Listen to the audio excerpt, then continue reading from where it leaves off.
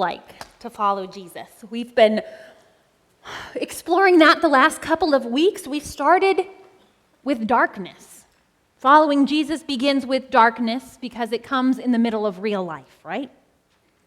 And then our readings reminded us that following Jesus requires us to stop following ourselves and to rest in who God is and who God claims us to be in our baptisms.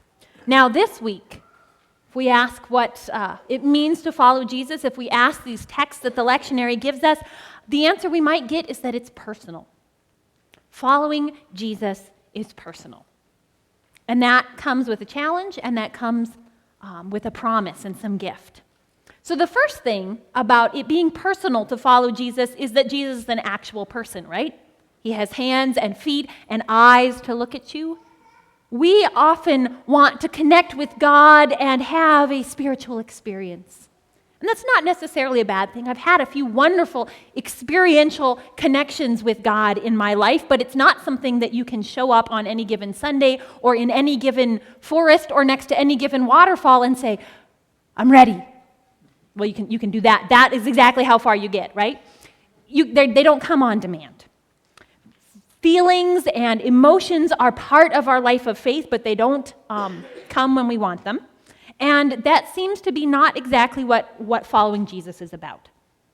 It's also not a moral checklist, right? We love, even when, as Lutherans, our whole excitement about following Jesus is about how it's a gift. It's a gift, and it's grace, and it's God coming to us first, and it's not about checking the boxes, and then we turn it into checking the boxes. Because that's just our nature as human beings, right? We want the things, the to-do list that we can cross off and the don't-do list that we can say, well, I didn't do that, but that guy over there, yeah, he might have. It's so easy to relate to God that way, and it's so tempting until we get to that one box that we can't check, right? That one box that we struggle with every day. So, relating to God, fortunately, apparently, isn't a moral checklist either. Jesus is a person who is calling us. It's personal to follow Jesus. It's a relationship. That's challenging to us because other ways of relating with God might feel more natural to us. They might feel easier. But this gift of it being personal is exactly a gift because those will let us down. Those are not flesh and blood. Those are not God living with us and knowing what it means to be human in life and in death in this world. Jesus is a person. Jesus is somebody who can look us in the eye and say, come on. Jesus can issue an invitation in the way that sort of a nebulous experience can't. Jesus can come to us and connect with us in a way that a set of rules cannot. It's personal to follow Jesus. Jesus is a person. So that's the first part of it being personal. Before we get to the second part, I want to share my favorite cartoon with you, and I wish I could have thought ahead far enough to see if we could get rights to put it in the bulletin. It's from The Far Side. I love Gary Larson. We are kind of nerdy in our house, and that sort of humor is what I grew up with. And there's this beautiful Gary Larson cartoon where you're seeing from the inside of somebody's living room. And this couple has come to answer the door. Someone was knocking, and the text underneath, you can tell that the people at the door have come to ask, and they say, have you found Jesus? And in the living room, standing behind the curtains, is this man in a long robe with a beard. Have you found? Yeah, he was behind the couch the whole time. We'd like to think that it's about finding Jesus, right? That he's playing hide and seek with us. But the story that we have today says that it's about Jesus finding us. It's about being found. Following Jesus is personal because Jesus is looking for you. Because Jesus is looking for me. Jesus sees Nathanael, and Jesus knows this is the guy who's going to pop off and say, Nazareth? Pfft. Right? I don't know what the local equivalent would be. We probably all have one, right? Jesus knows Nathanael, knows him completely, and calls him. The psalm that we have gets at some of that sense of being known, right? God knows us from way off, knows words before they come out of our mouths, knows how we are put together as we're being formed in the womb. There's this wonderful bit that we didn't get where the psalmist says, I would like to run away, and I'm going to go as far as I can, and when I get there you are. I'm going to run, I'm going to go down to the depths of the sea, I'm going to go down into death. There you are. Can't get away from this God. And sometimes that's not actually felt as good news, right? But that's the good news. God knows us completely. Sometimes that's a challenge. We don't want to be found. It's not always comfortable to be found. There are things about us that we'd really rather not have found.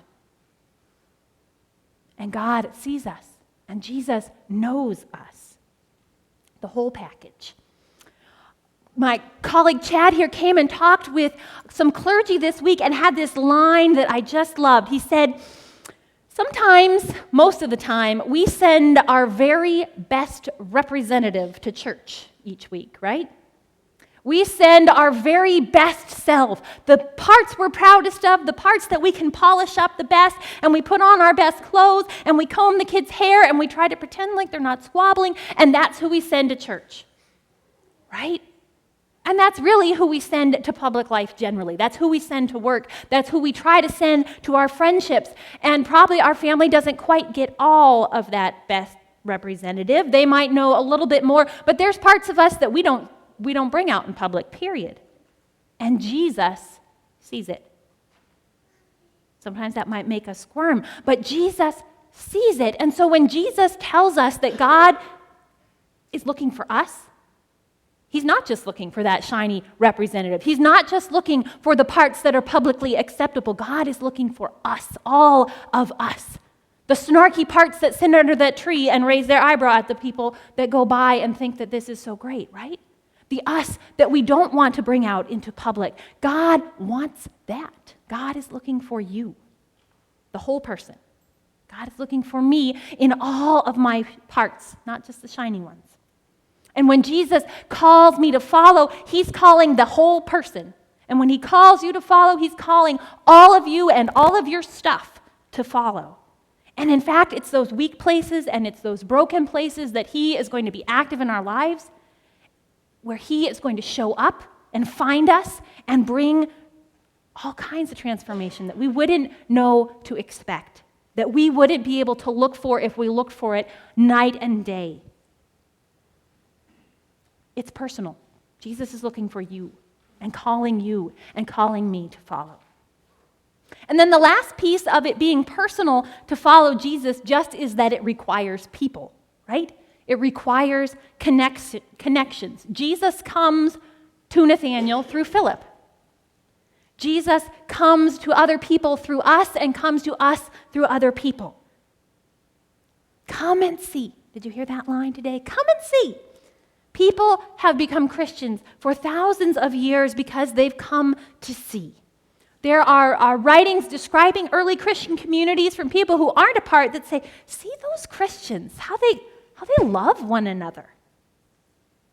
And it's kind of weird, but it's kind of attractive, right? Come and see. This gift of it being personal, of it being about relationship, is that we have the invitation. Someone has invited us to come and see. If we are here today hoping to see Jesus, it's because somewhere in our lives there was an invitation. Maybe it was our Father sitting down with us when we were 3 years old and reading a Bible story before bedtime. Come and see this Jesus. Maybe it was a friend who said, you know what, I really connect with God in worship and I expect to see Jesus each week and I would love for you to come with me. Come and see. And that's what brought us here. Or a spouse. Or maybe it is just the experience of life in community and the ways that we can see and understand God better together than when we're alone. Eli needed Samuel, this little kid, right? Needed this child to help him see and hear God. And we need each other as well. And that's the gift, is that we are given one another. People are constantly being put in our lives so that God can invite us to come and see. That is the gift. Now, the challenge of this business of needing one another is one another, right? Being in community is never easy. I would rather do it myself. I can't tell you how many times in our household something begins as a community enterprise and then mom says, you know what, no, just let me do it. It's faster, it's easier if I just do it, right? And unfortunately, following Jesus appears not to work that way. I don't get to say, just let me do it and y'all leave me be. And we don't get to say that to one another. We have to hear hard things like Eli heard from people we might not want to hear from. I mean, Eli is the priest in the temple, and here's this boy telling him things that are not easy to hear. And apparently that's part of following Jesus. It's a challenge because we have to live with each other, and we have to sit next to each other, and we have to invite other people, this is the really weird part, to see what God sees in us, right? That whole self that's more than just the best representative that we send on Sunday, that whole self is where God is active, and when we are brave enough to let other people see that, that is when we can really say, come and see. Come and see what God's doing with me.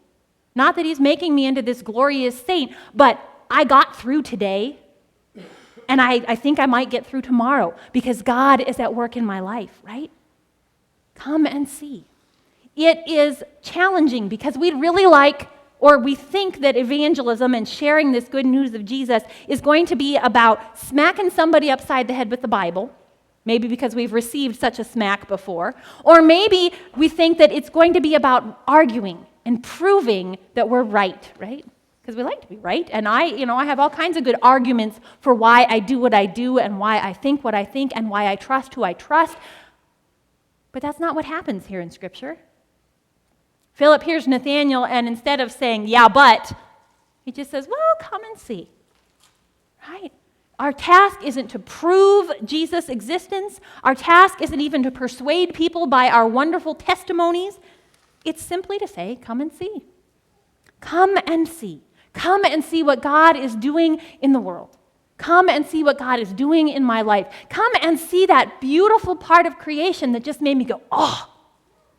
Come and see this place where I can bring my real self and nobody drives me out. Come and see this story about a guy that is just strangely attractive, and I don't quite know why I show up each week, but I do. Come and see. That is the invitation that comes to us again and again, and that's the challenge, right? Is that we can share what we've been given. This gift and this blessing of having a real person to be in relationship with. The real person in Jesus. This gift and blessing of having our whole person, our whole selves called into relationship. And this gift and blessing of being called into community. Following Jesus is personal.